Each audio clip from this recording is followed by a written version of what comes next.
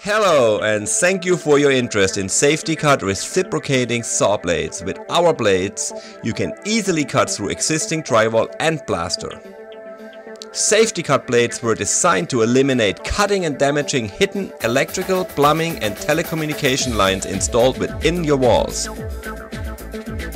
Install your Saf-T-Kut blade just like you would a typical reciprocating blade, checking it to make sure that the blade is locked in place. Our blades fit most commercial grade reciprocating saws. Firmly hold your reciprocating saw at a 90-degree angle against the drywall or plasterboard. It is highly recommended all walls and ceilings with any potential pipes or wiring are inspected before cutting. Saf-T-Kut blades minimize dust unlike conventional saw blades.